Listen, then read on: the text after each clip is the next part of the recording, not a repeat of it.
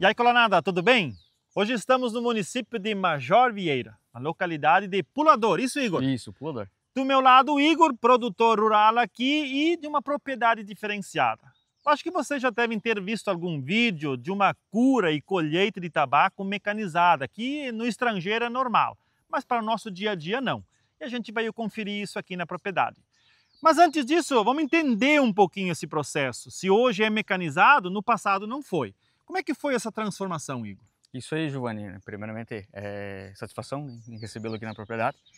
Então, eu há 10 anos atrás, isso foi 2014 para 2015, a gente teve um convite da empresa de pegar uma máquina para teste, uma colheitadeira para teste. Algo novo para você. Algo novo. Isso foi a gente teve uma reunião, fomos lá ver a máquina, nunca tinha visto, né? Eu pesquisava em vídeo, né? Eu pesquisava o termo em inglês, né? Colheita de tabaco mecanizado.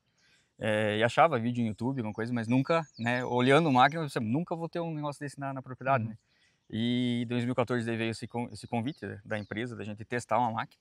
E confesso, os 4 safras de início foi triste, não funcionava, a máquina realmente não funcionava, ela não colhia. E o que colhia, ela moía o fumo, né? Então a gente colhia um bagaço verde de fumo, né? Então aí a gente foi adaptando, eu fui ajustando, cortando, soldando, emendando, fazendo adaptações à nossa realidade. Você mesmo mexendo na máquina, né? Isso. De início, para você ter uma ideia, a gente botava ela na linha para colher e tinha 2 pessoas juntando. Ela não colhia. Que Ela eu falei, perdia folhas ou deixava no a pé. perca era 30% a 40%. Que ficava, não que ela deixava no pé, ela jogava. E o que juntava, ela quebrava as folhas, era tipo folha em 3, 4 pedaços. E aí não tem como funcionar, né? Não tem, você vai curar um fumo desse, ele não cura, porque é tudo quebrado, né? Então, quanto mais a folha estiver inteira, mais fácil cura, né? Tinha o problema da bacheira, né? Que ela Isso. não conseguia colher. De início a gente fazia a colheita manual no bacheiro, e daí entrava com a máquina um pouquinho mais alta, né? Então, e o pior serviço do fumo é a colheita de bacheiro, né? Então a gente tava com essa questão. E realmente praticamente não era possível a máquina colher, porque a parte que colhe dela já é alta, né? Então o bacheiro é lá no chão. Daí o que eu fiz? Eu adaptei a máquina e atrasamos essa entrada. Eu entro com ela tirando o bacheiro, primeira, segunda e terceira. Então 8, 10, 12 folhas por pé. Aí ela faz a colheita, ela junta o baixo pé, o bacheiro e toda digamos, as 3 colheitas que iriam ser feitas manuais, né?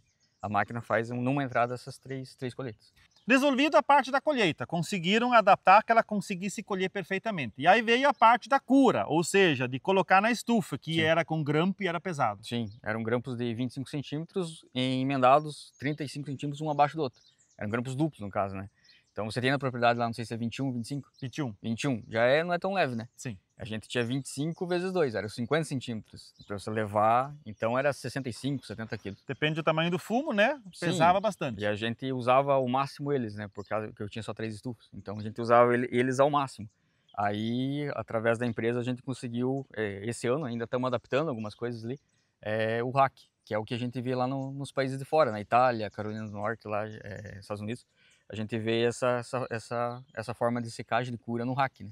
E é o que a gente conseguiu adaptar aqui, né? Adaptei as 3 estufas antigas que eu tinha, adaptei para rack e veio mais uma já no padrão rack, né? E a cura, o mesmo processo que nós temos lá, mais ou menos no mesmo período? Mesmo processo, 7 dias, é o tempo de cura do fumo, né? Funciona tudo igual, a única coisa é que o fumo é colocado na estufa de outra maneira, né? Como aparece nas fotos no vídeo, ele é bagunçado, né? Só essa que não tem a organização como é na colheita manual, né? Mas o processo de cura é tudo igual. Agora vem um ponto importante para o pessoal entender. Eu também tenho lá uma mecanização já, com a auxiliadora de colheita, que funciona na pequena propriedade. Sim. Na média, na grande também, depende do volume. Já aqui a gente vê que o certo é plantar um volume maior pelo custo dessa infraestrutura. Sim. Como é que é o trabalho na propriedade em quantidade de pés e a sociedade que tu tem com um primo teu? Então assim, Giovanni, a gente hoje planta, junto com o meu primo ali, com o vizinho, a gente planta, hoje são 22 hectares, 10 alqueires praticamente de fumo, né? Isso daria uns 400 mil pés, mais ou menos hoje, né? E a máquina, digamos assim, que já está no limite dela, né? Teria que trabalhar, pode se plantar mais, mas aí ter turno, trabalhar à noite, trabalhar direto. A máquina trabalha, ela não reclama, né? mas aí já teria que ter um esforço maior, uma organização Então vocês melhor, né? chegaram com os 22 hectares no limite que essa máquina pode colher Isso. no horário normal. Isso. Daí aqui são 4 estufas e o vizinho tem 3 estufas. Então a gente tem estufa para a semana toda já, né? Todo dia pode colher uma, né? Como se fosse uma carga contínua, só que em dimensões um pouco maiores, né? Algo importante de colocar.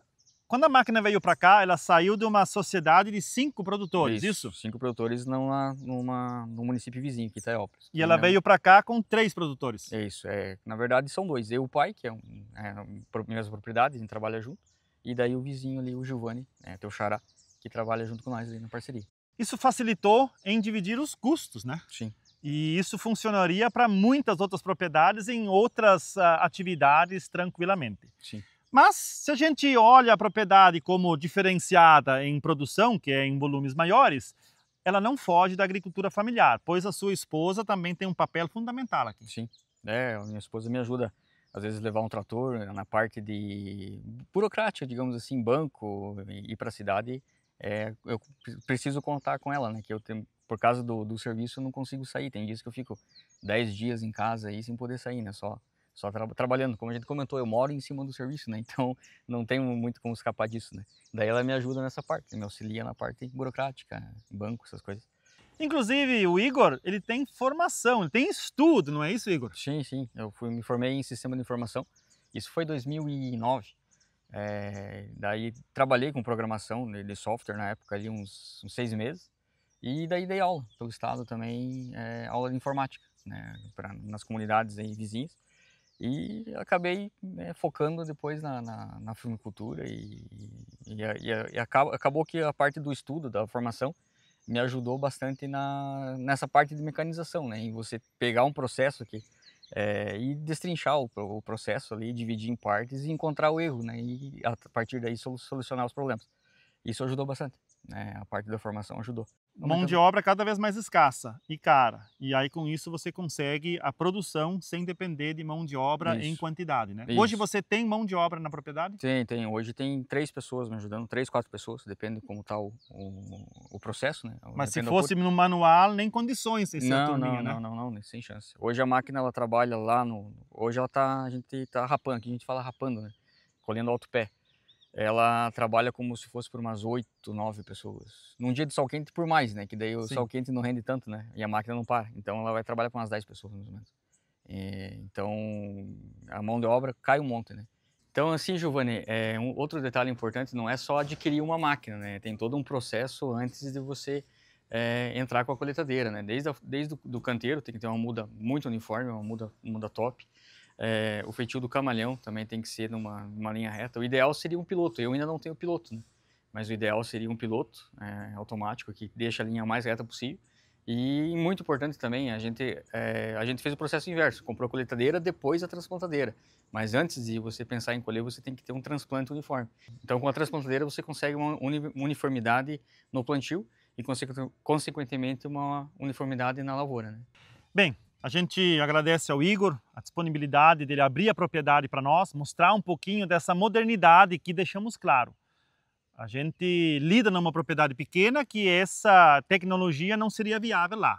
Então existe a pequena, a média, a grande propriedade.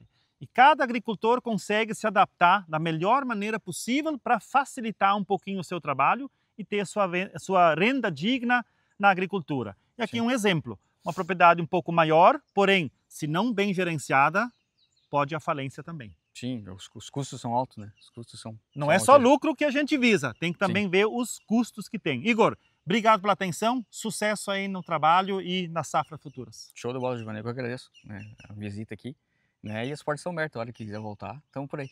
Obrigado. Agricultura, braço forte dessa terra. Tchau, pessoal. Valeu, obrigado.